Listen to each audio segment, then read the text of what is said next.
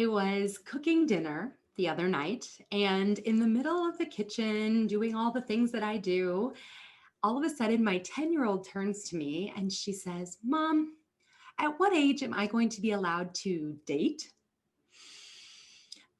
I actually laughed at the question. I have a lot of thoughts on my children entering the romantic world and dating and such. So the first thing that I said to her was that I would not be putting an age on it. And here is why. My advice to you, parents, has a lot to do with why I will not put an age on dating for my children. The first piece of advice that I have for you is start this conversation early. Here's the thing. Dating someone, entering romantic relationships is an extension of friendship. In order for your daughter to have healthy romantic relationships, they need to know how to have healthy non-romantic relationships and friendships. And your daughter starts having friendships at a very early age.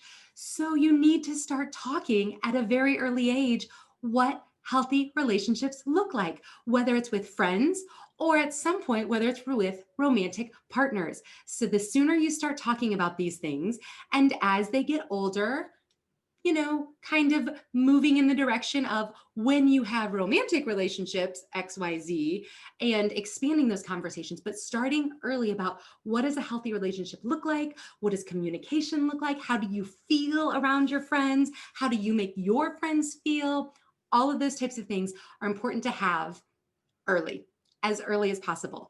I have been talking with my daughters about healthy relationships and healthy communication and healthy friendships since they could talk and maybe even a little before. Second piece of advice is this is not just one conversation. When someone says, "Have you talked to your kids about dating?" Yes, many times, over and over. We talk about it a lot. My child bringing up this question about when she would be allowed to date did not catch me off of guard because we talk about these things all the time. And when I told her that I didn't have an age specific, there are a couple of things that I mentioned as to why. I said, people develop at different rates. Age is arbitrary, in my opinion. That being said, I am raising you to be a strong, independent decision maker who knows what healthy relationships look like, who can make healthy decisions for themselves. And I am working very hard to have our relationship be a healthy one so that you will want to come to me and we can discuss those things as they're happening so that no one is shocked or surprised when you decide to enter the romantic world in that way. So, first piece of advice, definitely start early. Second piece of advice, have ongoing conversations about this. And the third piece of advice that I have for you surrounding your daughters and dating is to define terms as much as possible during these conversations. Define what your family and what your daughter thinks of when they think of friendship versus dating. How are they alike? How are they different? How would you know when one or the other is happening? Define what it is to have a crush versus what it might actually feel like to decide that you love someone and to fall in love with someone. What's the difference between little butterflies in your tummy versus choosing to go through hard things with someone at a certain age based on your relationship? What does it mean to call yourself a boyfriend or a girlfriend of someone? How does that change other relationships that you have? As many definitions and solid understandings that you can come to with your daughter early before this is an issue, the better. I cannot tell you how many 6th and 7th grade girls or their parents come to me and are all of a sudden like, they have a boyfriend and they're holding hands, or they want to go to the movies, or they are dating. And I have so many questions for both the children as well as the parents at this point. But 9 times out of 10, neither one of them had any deep discussions or understanding of what that was going to look like until they're already in the midst of it. And it is extremely difficult to make sound and solid decisions in the middle of these situations. So I want to make sure that you're prepared ahead of time. That is my heart for you with these dating discussions, that prior to your daughter asking someone out or being asked out or any of that happening, that you would have had several conversations where you're both very much on the same page about what that would look like and what goes into that decision and how you would want to proceed both as a parent as well as the child. Quick story before I wrap up. My oldest daughter is in 7th grade, and 6th grade last year was the first year where a boy, quote unquote, asked her out.